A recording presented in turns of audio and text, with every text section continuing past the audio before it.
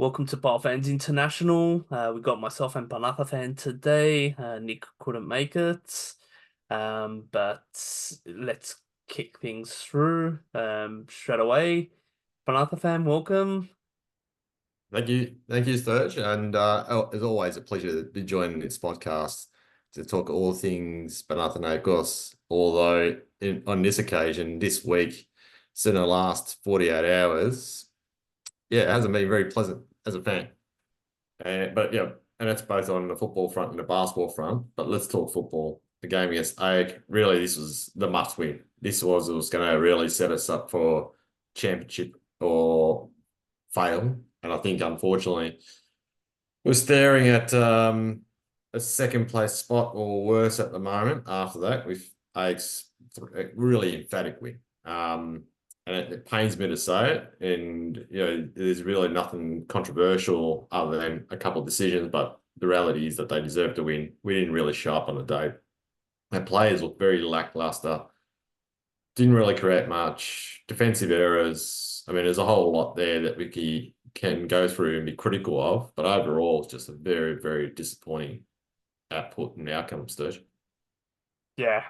I think the last 48 hours as a Panathinaikos fan have been really, really tough, really disappointing.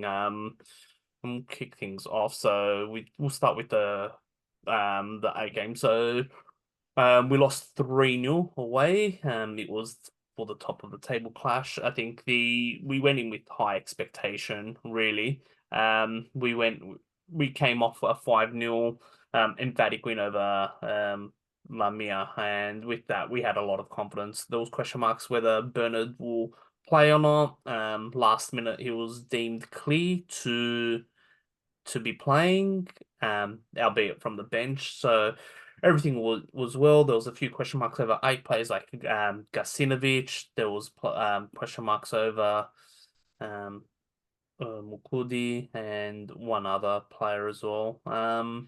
I think it was a bit of a cloud over Levi Garcia as well. Yeah, there was talks that he would be on the bench in some capacity, um, but yeah, I think we, as a PAO fan, we felt that all right, this is really looking like something that we can actually get a result from. Whether it would be a draw, I didn't think a draw would have been the worst result.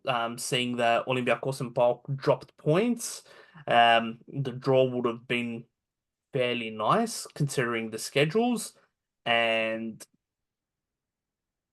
yeah, it was just a disaster class from the first few minutes. Gecko, there was the warning signs are there straight away when Ponce had the header chance that just flashed wide. We tried playing it out, and then Seren with a bad pass went straight to an Ike player.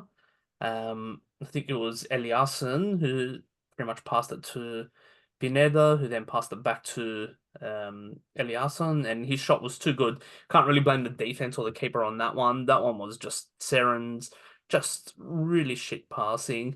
The second goal was just disaster class as well from Acadian. Just when you think he's back in form, um, he just gave a miss pass. We've seen it a few times from our squad. The miss pass where we've conceded. Caden's probably one of the worst ones where it was very underhit, just went nowhere, just went straight to Ponce, putting one-on-one with Dragowski. Dragowski tried making himself big. He tried covering that near post, but Ponce just found that back post. We went into halftime 2-0 down. We saw opportunities. We changed the formation, made a couple of subs. I think we looked all right when we reverted to it was like a 3-5-2. We actually looked all right. We were holding the ball and moving it well. Hmm. And then I think we went then to a 3-4-3, and then that's it. I scored probably their only goal that we didn't make a mistake on. That it was just class where they just turned us inside out. Where Ksinovic then got off a shot. It was like a cutback from Pineda. Ksinovic got off a shot, deflected off Jedvai um, into Dragowski. Dragowski then it went straight into the path of Eliasson for a goal. I was pretty surprised at the lineup as well, just seeing Limnios there. I didn't expect him to get a start. I thought he played against Lamia. He did all right. He played on the right hand side. I thought he was fairly anonymous in that game. I didn't think he'd be the starter. You'd probably think Verbic, or worst case scenario, it'd be Mancini on that left, even though Mancini plays on the right hand side. You'd think Verbic would have gotten the nod, considering he had a strong performance versus Lamia.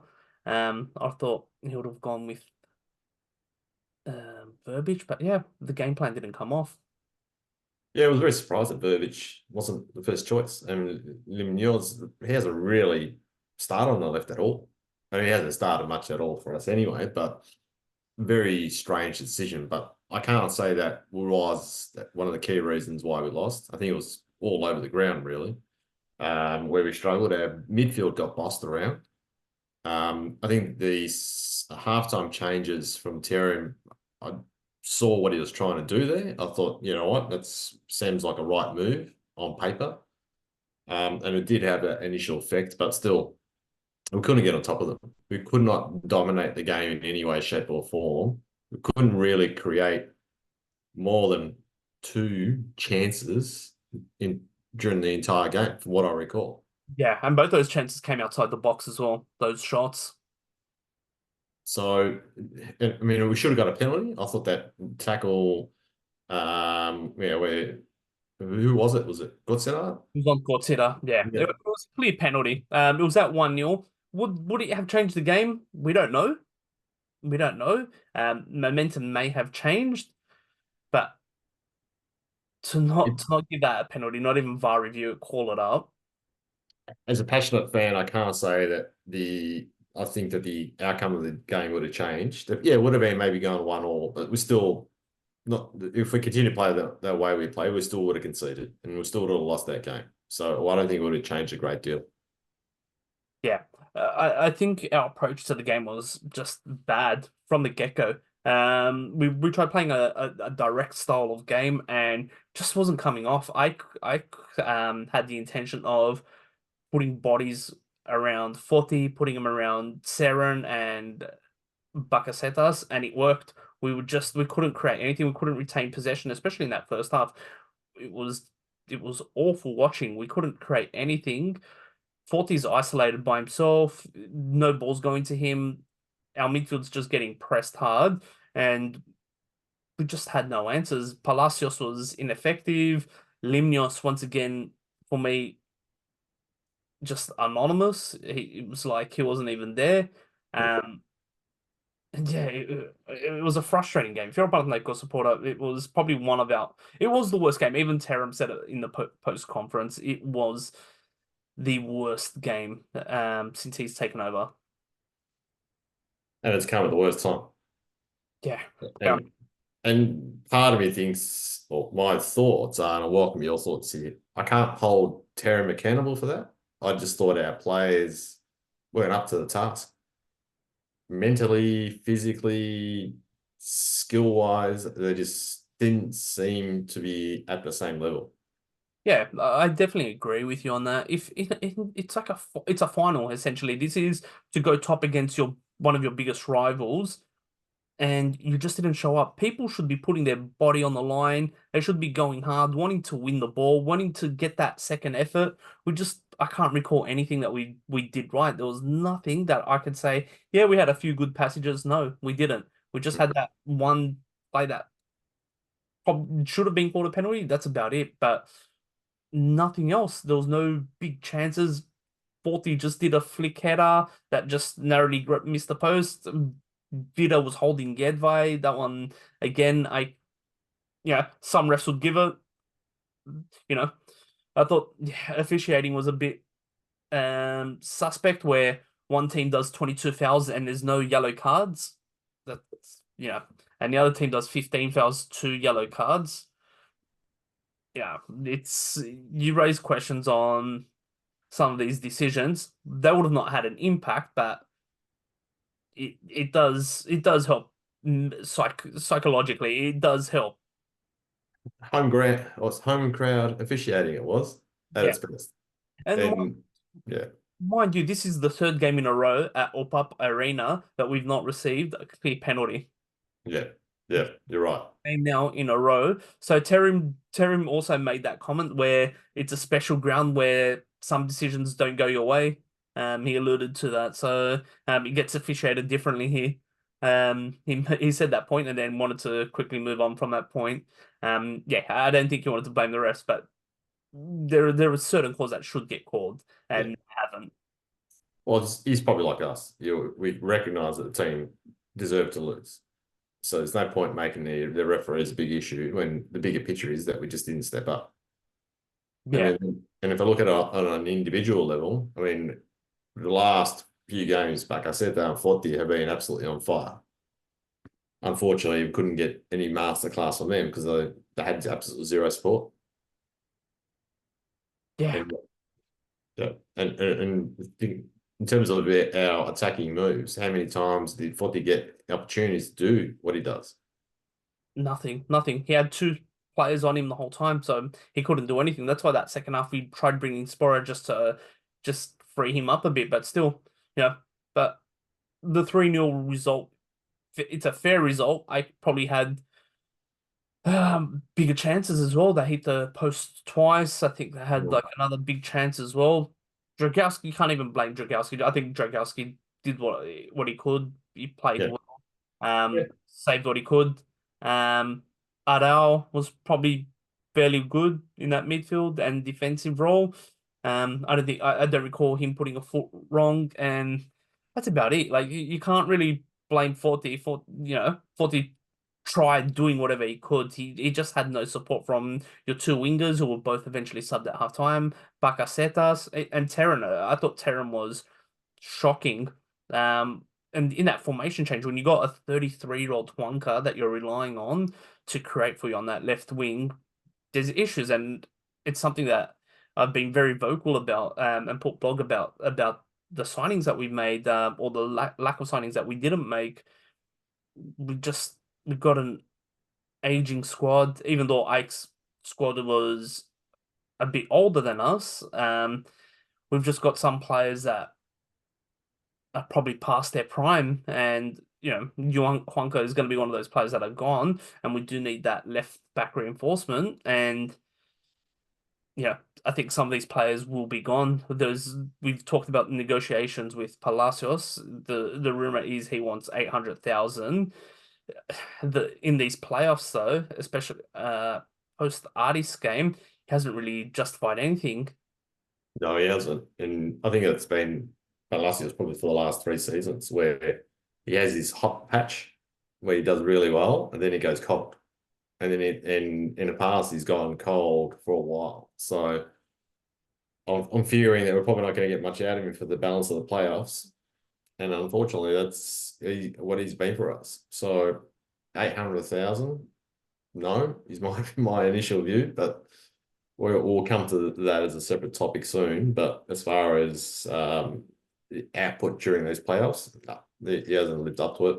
I would have thought that Mancini may well have got a run instead, but hindsight's a wonderful thing. But the Munoz on the left is probably, I don't know, you mentioned it, Verbic should have been chosen instead of, and absolutely, that's probably the one decision that I'll scratch my head over everything else. Yeah, yeah. Apart from that, that's the same 11 I would have had, but yeah, it was just the players just didn't show up. The players didn't want it. I clearly wanted it more. And that's it. It showed on the field and it showed on the result. They were just too good. There's no sugarcoating the awful display. Stage fright, really. Yeah. Yeah, and now with that, when you look, it's almost all but given them the title. Mathematically, we're still a chance. Mathematically, that is, we're 4 points behind with 3 games to play. Um, yeah, I'll go through the ladder how it stands and what the next fixtures are. So Ajax on 75, Panathinaikos 71, Bulk with 1 game less, 68. Olympiacos, 1 game less, 67. I'm not going to bother with the other two teams.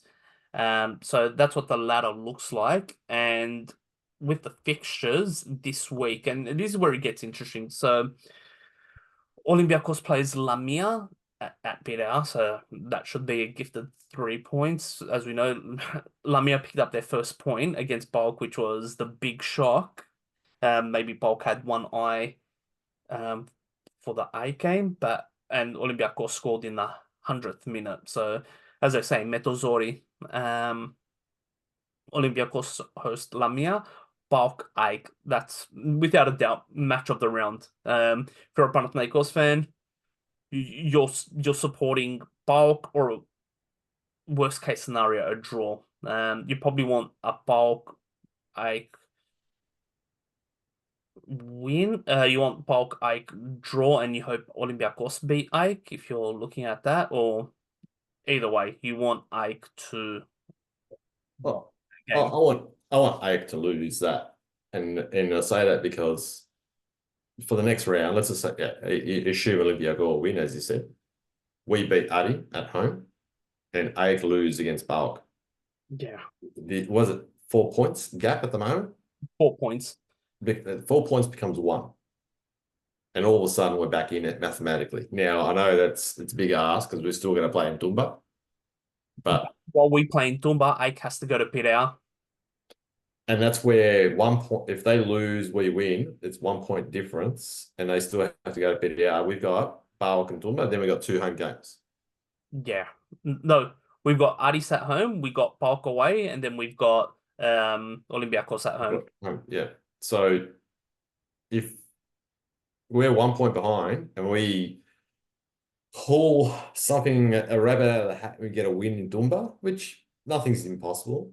We've got good history in Tumba. In an Olympia go and AEK, let's say they draw at the very least, 1 point gap, if assuming they lose against Bark, all of a sudden becomes us ahead on points. If we get maximum points and Ike only get 1 point out of the 6, then yeah. Yeah, that's amazing. But we're now relying on other teams. It's not ideal, but it is what it is. And I think that it's all hinging on the Bark AEK game, really. If they're going to have any sniff, and from what we've seen from Bark, they've been out of form. I mean, they drew against Lamia this morning when we beat them 5-0. They had a poor quarterfinal 2-leg matchup against Bruges.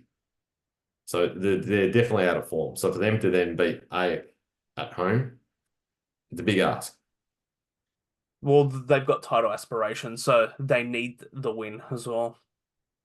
Well, the fact that they're now out of Europe, this is all they've got to play for. They're out of the cup. I mean, obviously it's us and Artie, so they've got nothing there either. This is it for them.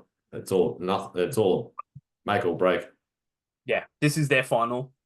Yeah. So again, if they win against AEK, we still got a chance, which is strange. We don't deserve a chance after the way we played today. No, no. So yeah, like I said, the title should be all but Aches, but mathematically we are a chance. So as a Panathinaikos fan, we're not going to give up, right? We're going to be on the edge of our seats for next round at the very least. It's the hope that kills us. It's just the hope that kills us. Yeah, unfortunately, we're all too used to that, aren't we? Yeah, it happened last year as well. We made it to the COVID game, Ike, and then Olympiacos. So yeah, we know from experience it's the hope that kills us. So how many points is Olympiacos away from us? If I know they got a game in hand, is it 4 points? Yeah, at the moment Olympiacos is 4 points behind. And So they got momentum, although they drew against Artie, so that was a major disappointment on their part. yeah, and they've got to go to Tumba as well, and they got to come to us. So they're almost all but out as well from the title race. They'll get the 3 points versus Lamia, pending some sort of miracle, which I don't expect. But they've still got bulk. One loss pretty much seals their fate. Effectively, it seals their fate. So next game for us is obviously Adi, Yeah. and we've got a few outs, if I'm not mistaken. Yeah, correct. So Akaden and Yedway are both suspended with yellow card carrying, so carrying too many yellows. So they're outs. I'm not too sure on the Artie part what they're gonna be outs. Look, I expect still a win because they're coming to Athens. They don't really have good momentum. Okay, they drew against Olympiacos, but Olympiacos stat wise, I don't know much about the match apart from just looking at stats. Hmm. Olympiacos outplayed them, so I expect the tied Artis who held on to come to Athens in a few days turnaround and try and compete. I don't think they've got the depth like we do. We do have better depth, more quality depth as well, we should say. Really see this as a win and an emphatic win. What kind of crowd is going to turn up? Not too sure because we know every time there's a loss or a draw, the mindset is pretty negative, and we do then turn on fools. Um, we've just got to focus on the team, and we just got to focus on the now with the results and the team that's on the field. We can't let the players be distracted with all the bullshit that goes around with the club ownership, what's happening with the club, or lack of investment and lack of effort within the club. That can be in the off season when there's plenty of other stuff to gossip about and talk about.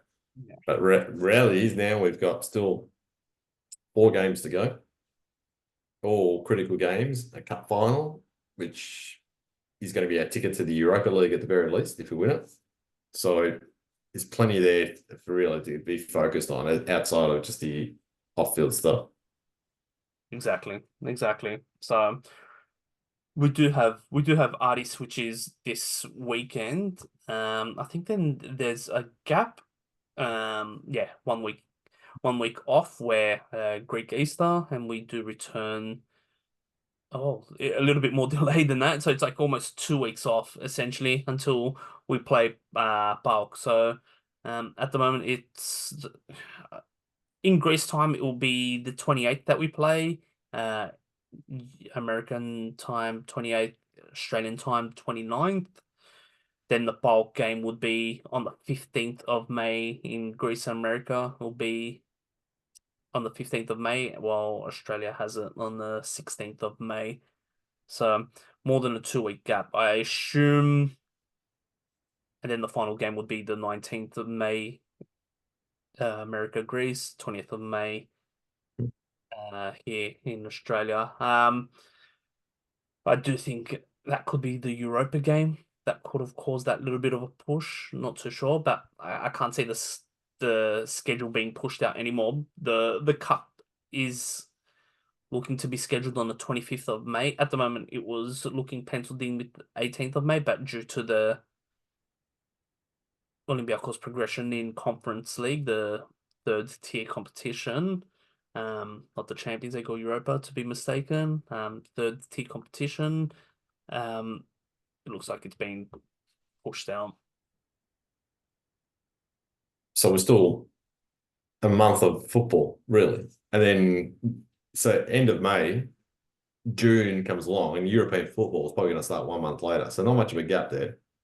Euro starts, and with the cup win, we're in the early rounds of Europa, so our turnaround is very tight, especially with our clean out. I expect what 10 players to go out, 10 players to come in, Hmm. as typical.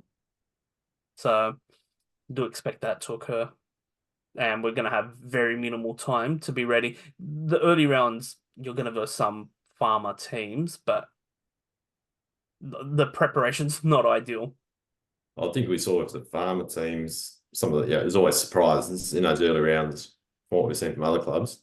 Dnipro, we did progress in the end, with our major scare, but we had some minor scares along the way. I mean, first leg was an emphatic win, but at home, if you may recall, we were really struggling against Dnipro.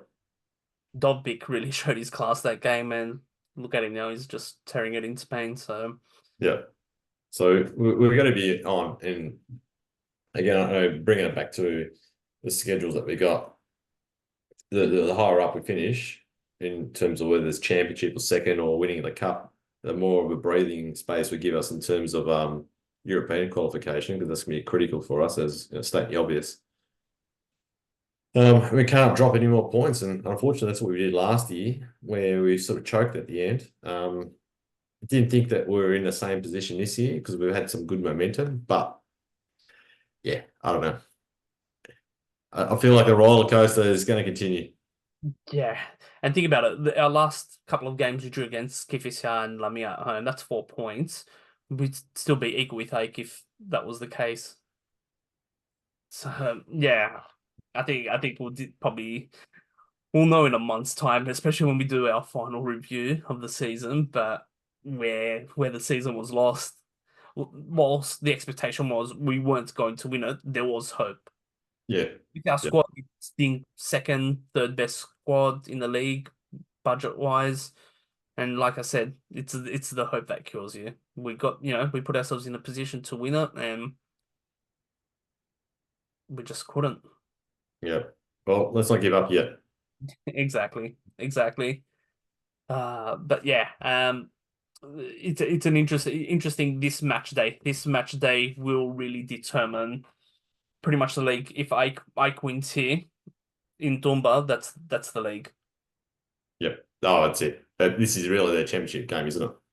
Yeah, Yeah. I that's it. They'll win the last game at home against Lamia, where you need them to drop points, but they won't be. So this is it. That's it. Yeah. And Lamia was showing they've done him favours before. Yeah. So and Ike play 1 hour before us, the kickoff time. So Mm. we'll have a fair idea of how that game's going and how what finishes at the same time as we kick off. Well, we'll probably know, but after next weekend, whether we'll be looking forward to the cup final in advance. Exactly. Exactly. Uh, but yeah, I think yeah, the soccer part, I think it's out of our hands now. So we got to really hope that we now 3 games remaining, tough games. Two of them, what, Tumba and then the Gavri at home, and then Aris. They've shown that they're becoming pals with Adi at the moment. So I expect a pretty resilient Aris to turn up. Um, but yeah, that's it. Find out Monday morning here, Australia, Sunday outside of Australia, how it goes. Let these sleepless nights continue. Yeah, yeah, you can see the bags under my eyes. So yeah, and even prior to that, the result yesterday in the basketball, Panathinaikos went down at home to Maccabi in the first game of the finals, and it was just yeah. Once again, if you look at the stats, it was disgusting. You'd think stats wise that we won the game. Like how did we lose that game? Um, the final score was 87-91. We lost the home game. We outshot them 2 point field goal percentage. We outshot 3 pointers was fairly even. What killed us was the free throws and a 28-17 final quarter in favor of Maccabi. Um, I know there's been a lot of talk about the officiating, and I think they've actually agreed with us, but still, when you're shooting 61% from the free throw compared to their 77.8 or 78%, it cost us. We did a lot of turnovers. It was just horrible. And Yeah, the part that I did fear that we are going to lose. And I know that they've beaten us twice this year, but I had a look at our squads and the timing of those losses initially. And first one was early on in the season where we weren't playing well. and Kendrick Nunn hadn't joined the team then. And then the second one, Sluka wasn't playing from memory. So we had some big outs and those two losses. And I thought, on balance, okay, we're a much stronger team now. We've got everyone starting to gel with our, Adaman's style of play. The team knows it and plays it and has been playing it very well. So there's enough there to overcome that poor track record against them. But credit to Maccabi. I have to give them credit there. They played us as perfectly as they could have and should have. And I think we let ourselves down. It wasn't a game that Maccabi won. I think it was more a game that we lost. And I think you hit the nail on the head in terms of the free throws. And Kendrick Nunn really was ineffective. Grigonis, in terms of his 3-point shooting, was off, I thought, as well. It was just certain players did not step up and play at an elite level in a game where you need to be at an elite level across the board. So now, second game at home, but they've got the home ground advantage now. No, I think it's still in Athens. Yeah, I'm saying in terms of Yeah. the balance of Oh yeah, they came. games. Yep. Yeah, so Now, in saying that though, they're playing in Serbia, aren't they? They're not playing in Israel for obvious reasons. But even in a football, when we played Israeli teams playing away from Israel, that doesn't make it any easier. The no. Israeli team's got a knack of, when there's a crisis on, of playing very well despite not having a home ground advantage. Yeah, yeah. So the game is in a few hours. So post this podcast, so we'll know by tomorrow what happens, or later on today, whenever you listen, or you already watched the game. But yeah, must win. We can't afford to go 0-2. It needs to, because it is the best out of 5 games. So first to three progresses. Um, yeah, we lose here. It's pretty much goodbye. It's pretty much a good season of Euroleague gone. Yeah, Um, and Ataman did come out and say if they don't make the final four, he's gone. I think yeah. That was an interesting statement. statement. I think there's high expectations, and I think by his own standards as well. Um, but yeah, I think there was reassurances that he won't be going anywhere, but we'll have to wait and see. But yeah, tomorrow morning, it's a must-win game. I think for PAO fans, as we said, as we opened up, it's been pretty disastrous 24, 48 hours. Let's hope that changes in a few hours' time. Just change the momentum a little bit for us. Give us something to hang on to. Yeah, yeah, I agree. Give us some happiness. It's just, yeah, tough gig in the sports industry. But in terms of the game tonight, I think there's still every reason to say that we should be favourites. And I think from a betting odds perspective, not that I'm gambling on it, far from it, but that is an indicator of where we sit, and we're clearly favourites still.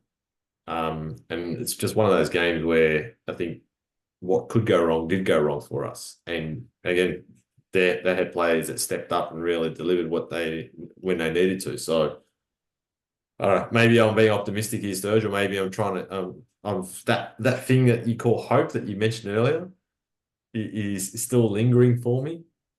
Let's just wait and see if that gets extinguished tonight. Yeah, I agree. I agree. But the players are still there. We've got a relatively fit and healthy squad. So, and I think someone like Kendrick Nunn's probably got a bit of a wake up call for him to show that finals intensity is something different in the EuroLeague. There's that, and obviously Sulkas's leadership as well. So that's going to guide us through. Yeah.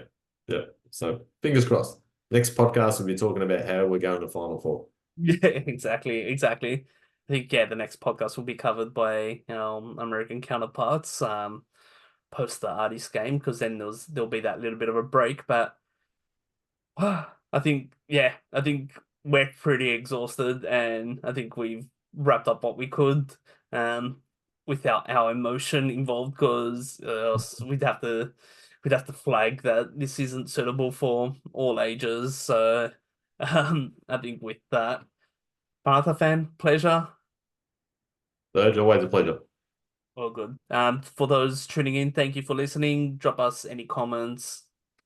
Give us your opinions, anything like that, give us feedback. And thank you very much.